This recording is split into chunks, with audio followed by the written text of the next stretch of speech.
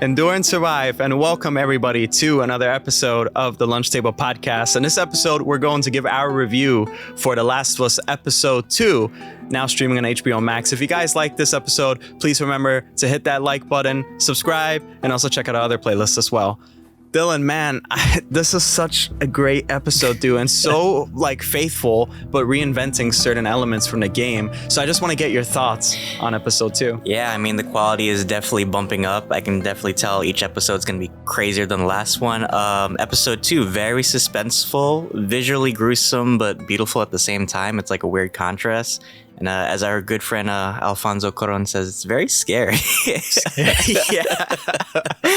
But I know you probably have a lot of thoughts that you want to get out, so I want to hear what you thought of episode 2. Yeah, so I love this little mention of the long way or the short way, and basically in this episode both ways are very, very dangerous. They strayed a little bit away from the path from the game. I know that there was like a subway scene that they were supposed to be in the subway. They did feature the museum, that I think was the most impactful moment in the game from that part. And they changed some stuff up, but that's what I love about this show. They add little cues. So when they were looking off into the QZ and the horizon, and the scene kind of transitions, Joel looks at his watch real fast. That was a key moment in the game as well. Anna Torv, I think she's a great actress. I just figured out that she was from Mindhunters too, one of your shows that you love.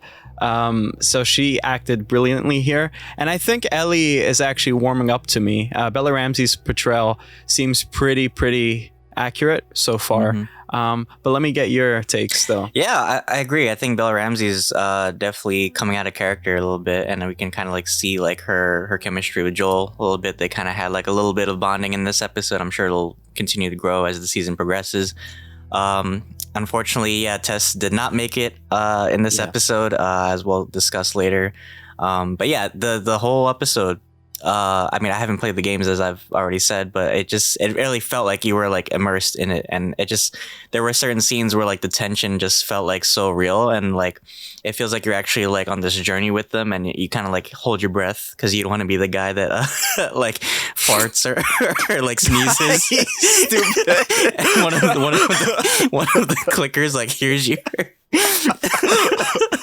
That was like so bad. Like, I swear to God, I was watching it, I was like holding my breath, and I didn't go to the bathroom for the whole episode because I didn't want to be the guy that, like I fart and then the clicker's just like look at me on the screen or some shit. You're like, whoa, no. Well, that's good. That's how good the show is. That's what I'm saying. That's how you really portray like a survivalist story, right? It makes you feel like you're part of the environment. But I'm sure, like, you've played the game. Did it really feel like closer to the gameplay, or like how did it feel in relation to the game? It feels more dire, actually. The way how they reinvented the whole cordyceps virus, the whole thing, it feels a lot more tumultuous just to go out, right? It makes sense now that there are QZs with Fedra and stuff like that. I think there used to be spores. So I'm a little disappointed there isn't spores, but I watched the behind the scenes and they said it doesn't really make sense for the spores to remain in one place because, there'll be wind and stuff like that. So instead, this is based on reality. Apparently they had the fungus has a network. And so be careful where you step. And if you kill one infected, maybe it'll alert the others. It's pretty scary. We were talking a little bit earlier, and we were talking about like how this show kind of like adopts like elements from like other similar shows or movies, and I was saying how it kind of reminded me of like Stranger Things, like how the Upside Down has like those weird tendrils, so that's kind of what it reminded me of. It's like, and like you said, it's like more scientifically accurate, like the spores wouldn't just stay in one place, right? Obviously they'd branch out, and I love just like how you can see that in like the deceased corpses, like it kind of like expands and grows. I was actually scared when they were walking through the water because I thought one of them was gonna like jump out or some shit. I know. But yeah, so they walk through the museum, and then they're like kind of like evading these I think the clickers or the infected, as they're called. Yeah. And I like how like they're they're like kind of like bats in a way. They rely on sound as opposed to, because in other shows like Walking Dead, we've seen like they're kind of like sensitive to like smell. Some of them are sensitive to sound, depending like what kind of show or movie you're watching. So it's very scary because it's kind of like The Quiet Place in a way. It's like you can't really like make any sound. That's why I was holding my farts in the whole episode.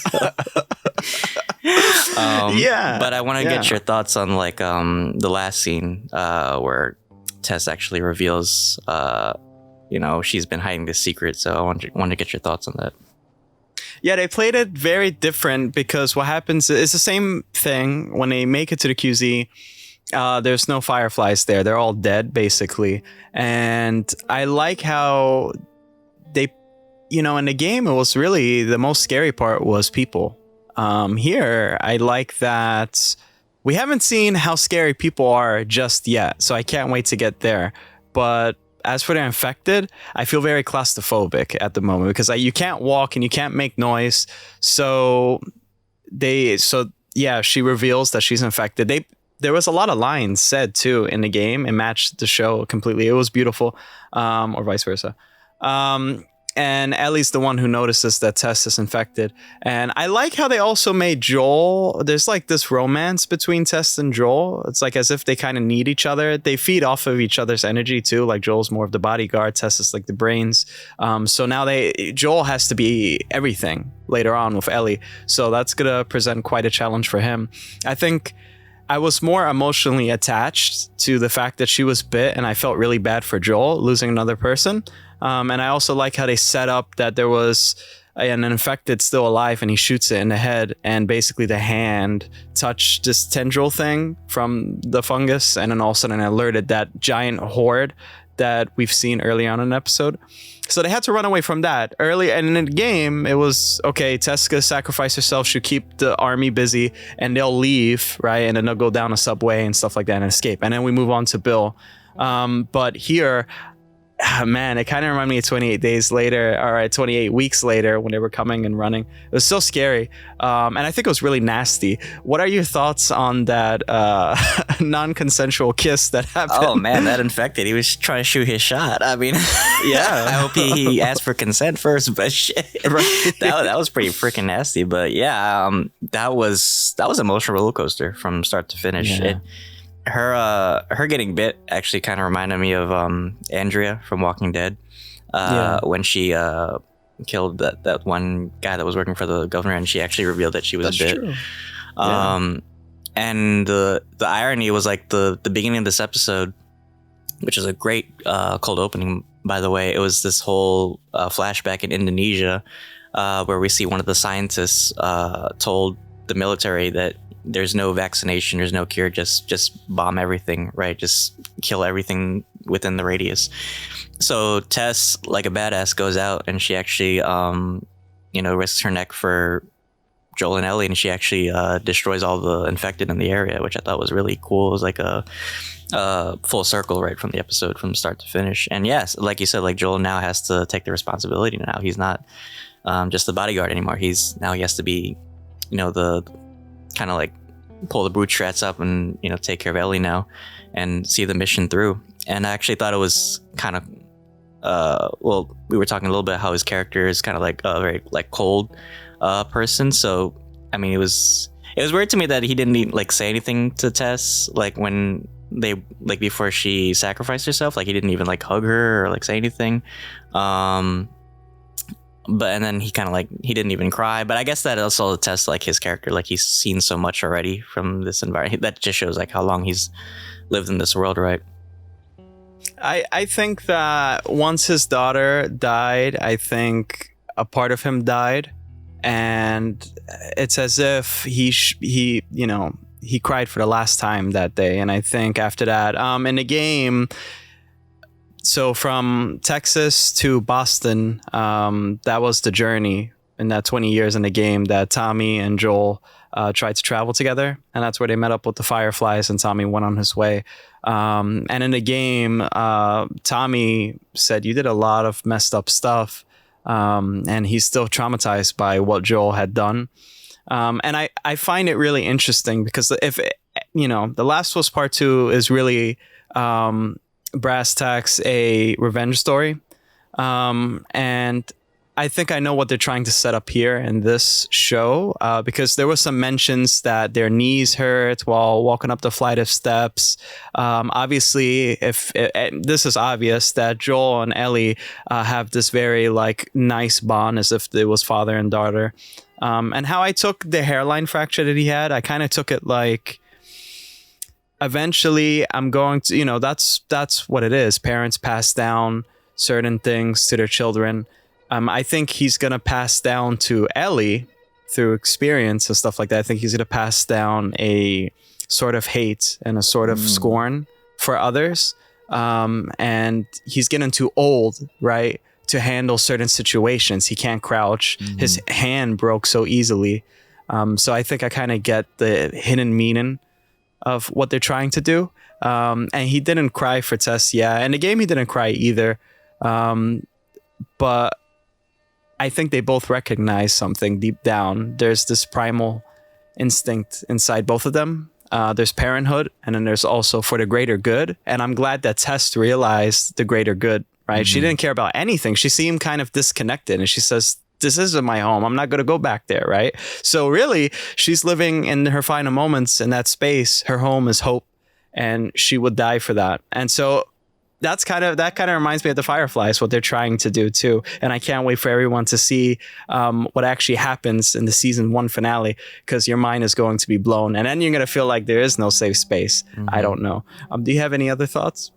I think you pretty much wrapped it up. Yeah, great analysis. I can't wait till next episode. I can't wait to see how Joel's character will progress and how his bond with Ellie will also progress and how close they'll become over the series. I can't wait to see more of the infected. I'm sure there's various types of infected. I want to see like more of them. They were very terrifying on screen. And then I was like cringing the whole time. But yeah, I can't wait to see more. But yeah, any final thoughts or predictions? And how would you rate this episode?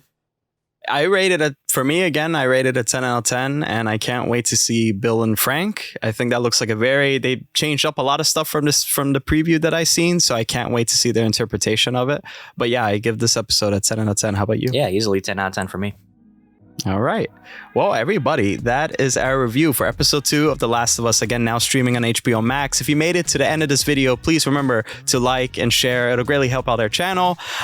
We have a revisited coming, and I'm not going to spoil what it is, but I know Dylan's really excited. Yeah, we have a lot of cool stuff coming your way, but Dylan, please take us away. Yeah, guys, we have so much content planned. If you're a big fan of The Last of Us already, you'll definitely want to check our channel out. We're doing reviews for episode by episode each week. Check out our channel. We also have a lot of other content, other playlists as well. You can check out us on Anchor, Apple Podcasts, and Spotify, as well as YouTube as well. And we post all our clips on Instagram and TikTok as well. So thank you. And until then, endure and survive. Endure and survive. See you guys.